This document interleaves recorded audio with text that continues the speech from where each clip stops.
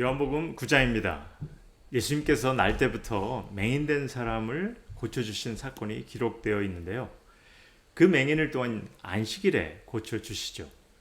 저희가 5장에서 베데스다라는 연못에서 38년 동안 병으로 고통을 당한 이를 예수님께서 또한 안식일에 고쳐주시고, 그래서 유대인들과 긴장된 순간을 가지시며 예수님께서 저들에게 영생에 대한 가르침을 주실 것을 보았습니다.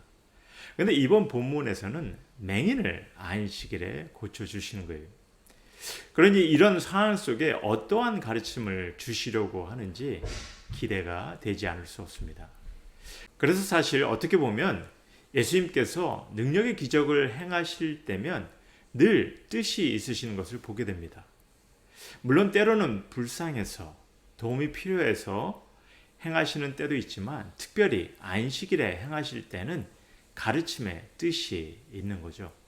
사실 어떻게 보면 바리새인들이나 유대 종교 지도자들에게는 저들의 속을 뒤집어 놓는, 그래서 심지어 저들을 분노케 하는 그런 일인데, 이를 아시면서도 예수님께서 안식일에 병자를 고치시는 것은 긴장감을 고조시키시면서 특별히 깨우쳐야 할 그런 가르침을 주시지 않나 봅니다. 그럼 과연 어떠한 가르침인지, 근데 이를 보기 전에 한 가지 성경 해석에 관해 성도님들이 다시 한번 기억하셨으면 하는 것을 좀 짚고 넘어갔으면 하는 것이 있는데요. 첫 번째는요, 제자들이 이 사람이 맹인으로 난 것이 누구의 죄로 인함입니까? 하는 질문에 3절에 보시면 예수님께서 이런 답을 하십니다. 이 사람이나 부모의 죄로 인한 것이 아니라 그에게서 하나님이 하시는 일을 나타내고자 하심이라.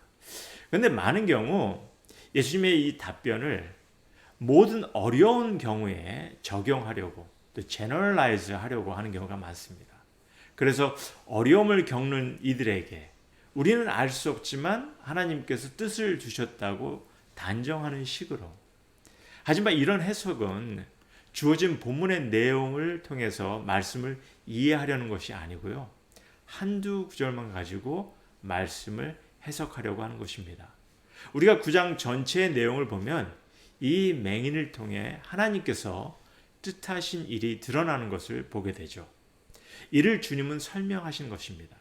그런데 우리가 고통 속에 있는, 어려움 속에 있는 모든 이들을 하나님께서 뜻하셨다고만 하면, 그냥 이 구절만 보고 그렇게 해석을 하려고 하면요, 막상 이를 경험하는 이들은 더러운 하나님을 저주하고 안 믿을 수도 있는 거죠.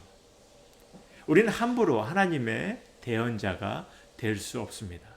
하지만 다만 한 가지 확신을 가질 수 있는 것은요, 하나님께 소망을 두는 자에게는 하나님께서 인도하실 것이라는 것입니다.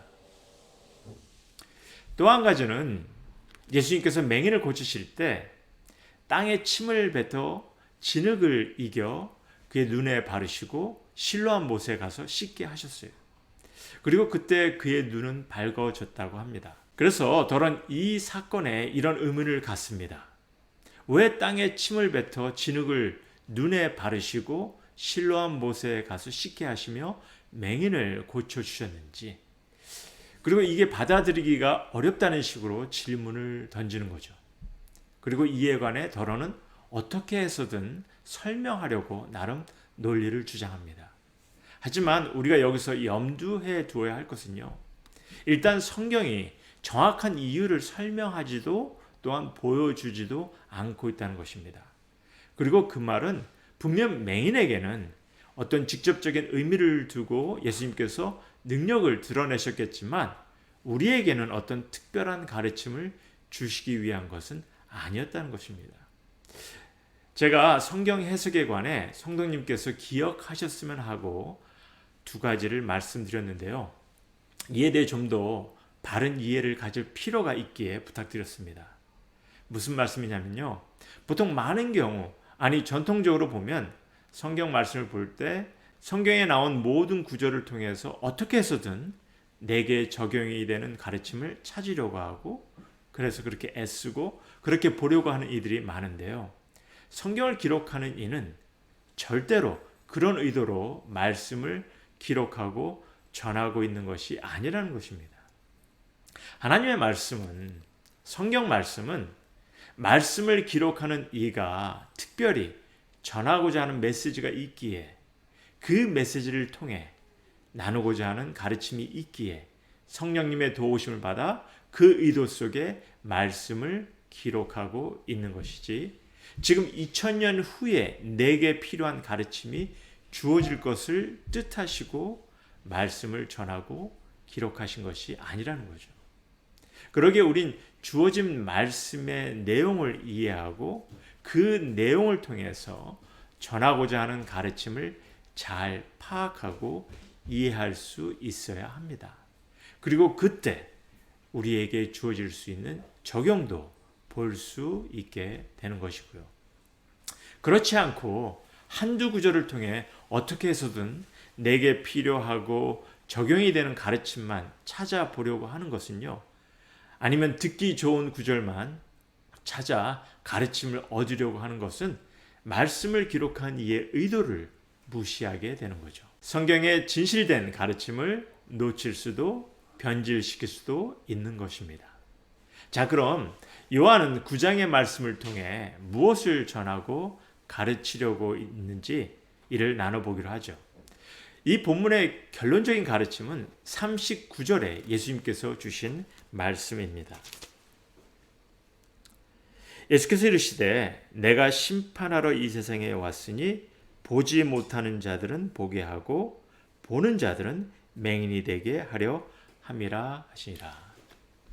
여러분은 예수님의 이 말씀을 어떻게 받아들이십니까? 사실 제게는 이 말씀이 매우 두렵고 엄중한 말씀으로 들립니다. 예수님께서 세상을 심판하러 오셨다 하는데, 물론 이 부분은 다들 이해하실 것입니다. 예수님께서 구원을 허락하시기 위해 어떻게 세상을 심판하실 것인지. 하지만 이 구절에서는요, 이 땅에서 주어질 어떤 판단도 언급을 해 주신다는 거죠. 어떤 판결이냐? 보지 못하던 자가 보게 되는 것이고, 또한 보는 자들에게는 맹인이 되게 하시겠다는 것입니다. 그래서 여기서 맹인이 되는 것은요, 앞으로 봐야 할 것을 보지 못하고 놓치게 된다는 것이죠. 특별히 모든 것을 잘 보고 파악하던 이들도 이를 겪게 될 수 있다는 거죠. 그러니 두려운 말씀이죠. 사실 제게 이 말씀이 각별히 두려운 마음을 갖게 하는 것은요, 과연 이 본문에서 볼 수 있던 자들이 누구였냐는 것입니다. 저들은 하나님께서 모세에게 말씀하셨다는 것을 알고 있다는 그런 확신을 갖고 있는 이들이었어요. 한마디로 하나님의 말씀이 무엇인지, 어떠한지 스스로 안다고 확신하는 이들이라는 것입니다. 이런 이들을 예수님은 맹인이 되게 하시겠다는 거죠. 그러니 얼마나 두렵고 떨리는 말씀이냐는 것입니다.